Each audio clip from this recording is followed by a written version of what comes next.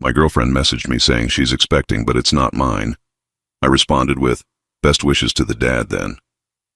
After that, I blocked her contact and mailed a sympathy for your upcoming duty card to the guy she mentioned. She was desperately attempting to contact me via mutual friends, insisting she had erred. I, 32-year-old guy, Ryan, am still processing how rapidly everything can explode. One moment you're organizing a short trip away, the next, well, this. It was a Monday morning, around 10 a.m. I was in a group session at work, device on mute, when it vibrated. A message from Amanda, 29, my partner of 3 years. We shared a home in my property, discussed engagement, the full package. Or so I believed. The message, Ryan, I'm expecting. There's more. It's not yours. It's Kevin's. I'm truly regretful. We must discuss. Kevin, her colleague she'd been putting in many additional hours with recently.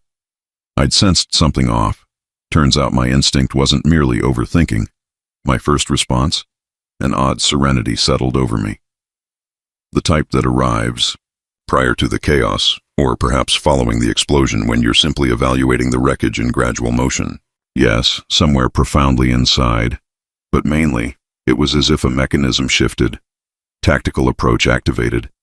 I held off until my session concluded, returned to my workstation, accessed her details. My response? Best wishes to the father then. Then I restricted her contact. Immediately, no dialogue, no theatrics. She desired discussion. She selected her path, shared her update. Dialogue finished on my side. Following action, Kevin. I knew his surname, knew his workplace, identical firm as Amanda. Separate division, a brief lookup on a widely used career connection platform, and there, his image aligned with the man I'd observed her chuckling with overly eagerly at the previous office gathering. Located his professional location. Visited a paper goods shop during midday break. Selected a sympathy card.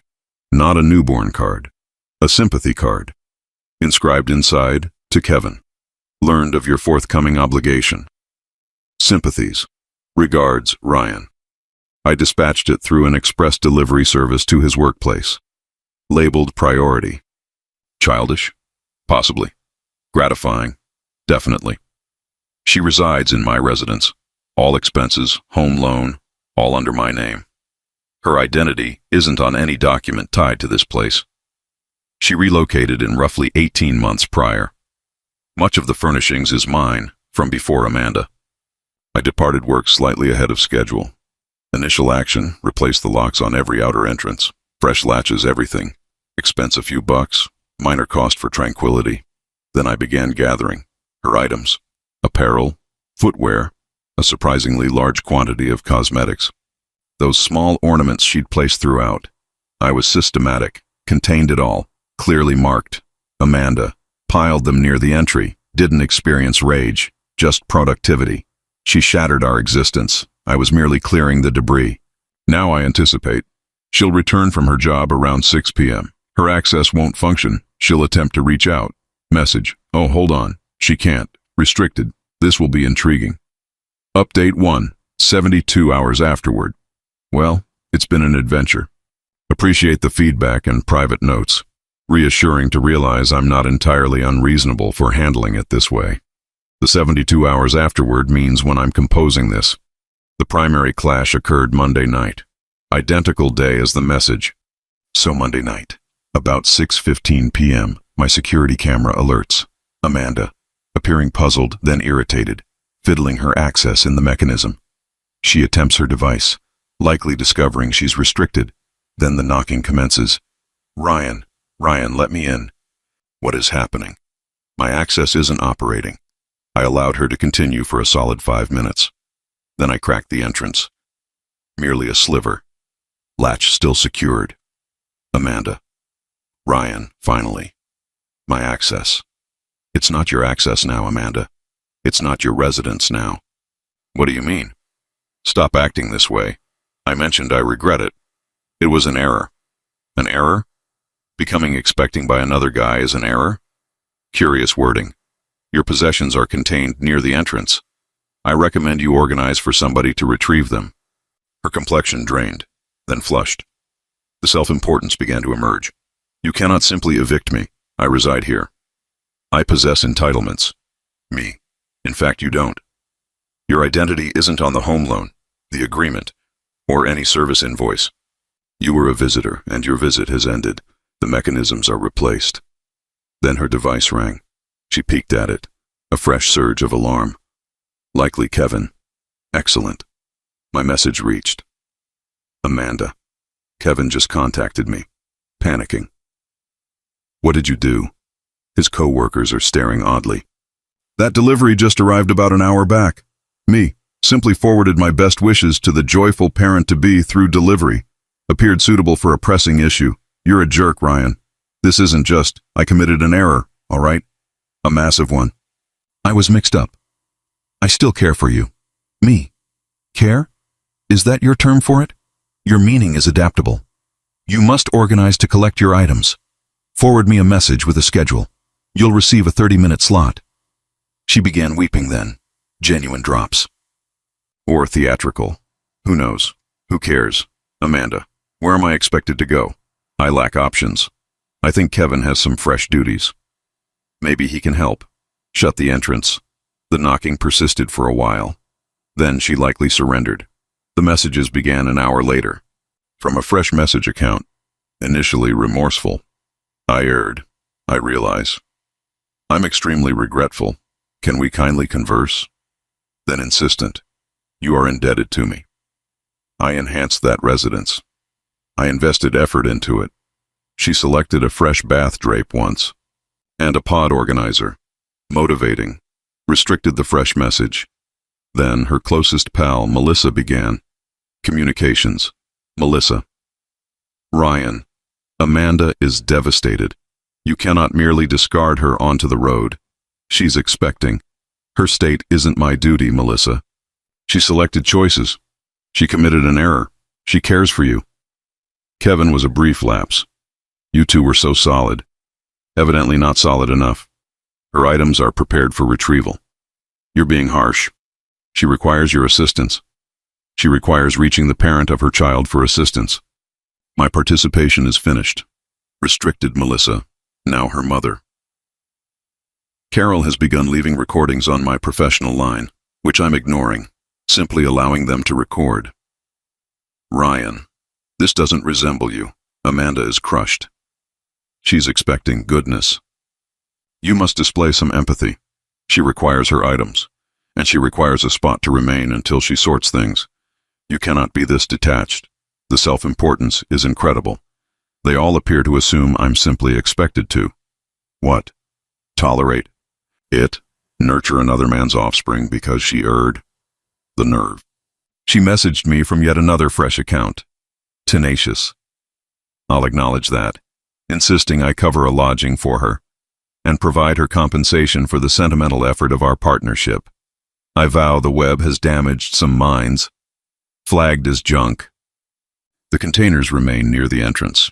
Awaiting. Update 2. 1 week afterward. This previous week has been an education in rising self-importance and tried influence. Truthfully, it's nearly admirable if it weren't so lamentable. So, the containers. After a barrage of progressively desperate messages from multiple fresh accounts all now directed straight to junk, Amanda ultimately assigned Melissa to collect them. Last Wednesday, 2 p.m. I consented. Melissa showed up, appearing as if she'd tasted something sour. No, Amanda. Supposedly, Amanda was too sentimentally overwhelmed to attend. Sure. Melissa, she anticipates you'll assist me in placing these into my vehicle. Me, she can anticipate anything she wants. The arrangement was for collection. They're here. My role concludes at the doorstep. I positioned in the entryway, limbs folded. Melissa, you're incredible. She's expecting. You're truly going to force her expecting companion to handle all this? Her state and selection of mover isn't my issue. The containers are prepared. Melissa grumbled and exaggerated, creating a spectacle of how weighty some containers were. Required her 3 journeys. On her departure the final time, she paused. You know, she truly believed you two were eternal. Kevin was a foolish error. She planned to inform you of the expectation and attempt to, I suppose, present it off. Me? Present it off? As mine? Advanced level? My tone was even. Any remaining uncertainty about acting correctly just vanished. Well, yes, she was afraid. She cares for you. No, she cares for the security I offered. There's a distinction. Farewell, Melissa. Restricted Melissa's contact again after she departed, in case. Then arrived the monetary assault. Friday, I receive a contact from my financial institution's security team. Atypical actions on a payment card. A card Amanda was a secondary user on. One I'd totally overlooked because we seldom utilized it. It was for crises only. It hit me she always carried that specific card in her purse for emergencies, which she would have possessed when she departed for her job Monday. She must have recalled it during the turmoil. She'd attempted to reserve a suite at an upscale central lodging for a week, exhausted it, then attempted to acquire a $1,500 luxury purse digitally. The institution rejected it and alerted the profile. I verified the activities were unauthorized, that she was no longer permitted. Card terminated. Profile secured. Avoided a problem there. Minor aspect, but it reveals the attitude. She's not merely seeking a temporary spot. She's attempting to sustain a way of life. The sympathy card fallout. Learned via connections. A past shared contact who sensibly remains impartial, that Kevin is enraged, not only at Amanda but at the open, or at minimum workplace-wide aspect of the revelation. Evidently he's wedded. Painful. Amanda neglected to note that minor fact, so she wasn't merely being unfaithful to me. She was additionally the side partner. The levels, wow. The message evidently triggered a huge disruption in his world. His spouse discovered. It's chaos. Not my chaos, however. Amanda's mother, Carol, has now intensified to departing me emotional recordings and dispatching certified mail to my residence insisting I act properly and offer monetary aid for Amanda during her period of difficulty. The mail are packed with blame about the years Amanda devoted to me and how I'm deserting her and an blameless kid. She suitably disregards whose kid it is. I'm gathering these mail, sealed, for my attorney if required. The most recent underhanded move. Yesterday, I received a stop-by from 2 law enforcement personnel. Amanda had submitted a complaint asserting I'd taken her belongings, particularly a premium portable computer and some accessories she asserted were ancestral treasures. I serenely welcomed them inside. Displayed the containers Melissa had collected. Captured images of them prior to Melissa's arrival, fortunately. Described the circumstances. She was unfaithful. Became expecting by another guy. I terminated the partnership, replaced the mechanisms on my residence, and contained her possessions. For the computer, I possessed the proof of purchase. Acquired 2 years prior to meeting Amanda. My identity, my payment method.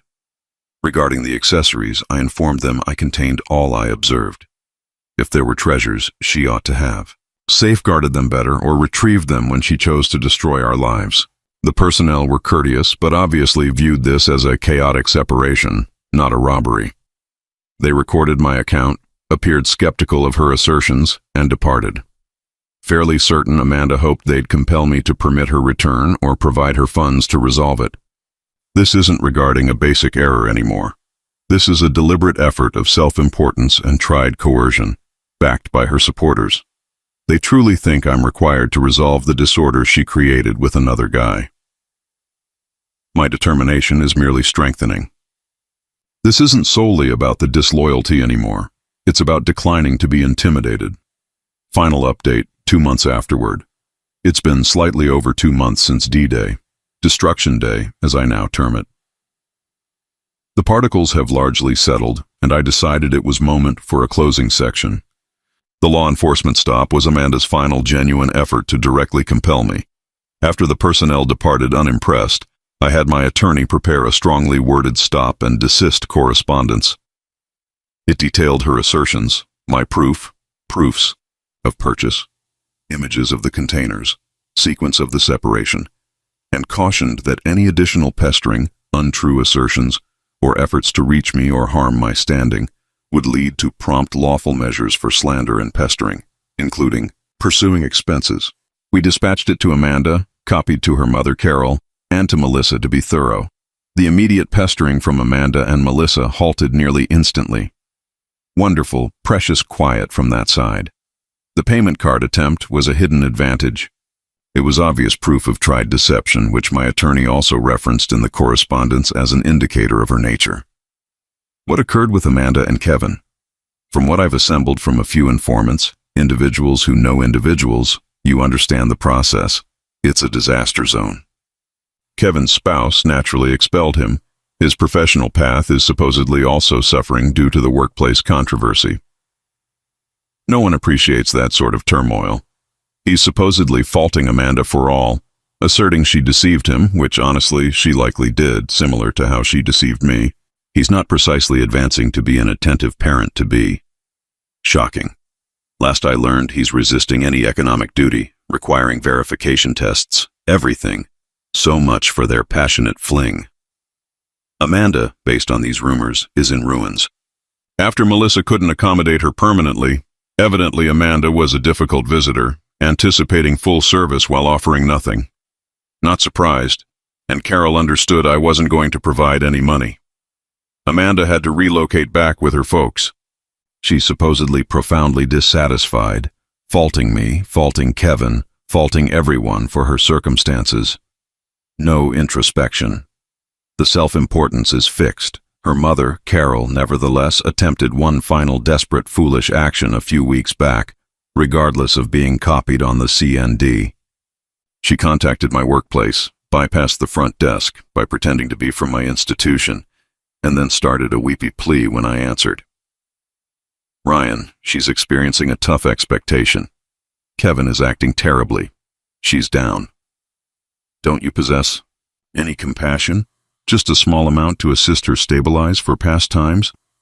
My response was brief and cold. Carol, your offspring's circumstances is not my issue.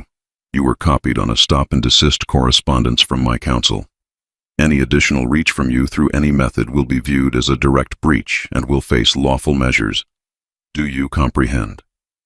There was a stifled noise. Then she disconnected. That was when the actual total quiet commenced. The most rewarding aspect of everything? It wasn't some elaborate, intricate retribution scheme. It was merely maintaining my position. I responded promptly, rationally, and legally.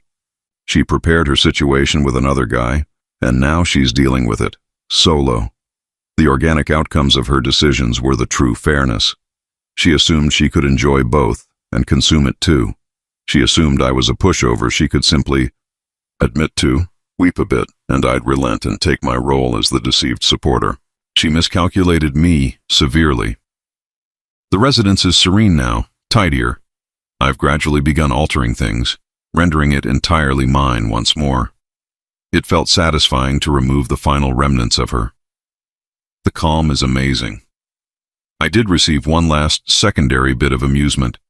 A shared contact, whom Amanda had evidently attempted to lend a large amount from and was quickly denied, informed me Amanda had been griping that the sympathy on your upcoming duty message I mailed Kevin was the decisive blow for any possibility of him behaving properly toward her. She said it caused him to appear foolish and solidified his position against her. So that small act of calculated stationery, sent swiftly, it wasn't merely a poke.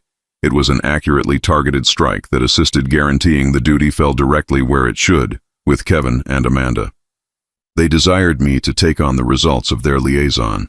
Instead, they're both confronting the complete, chaotic truth of their selections. And that, everyone, is the finest form of fairness. Suffer I'm advancing, much more aware, and with a far neater residence. Farewell.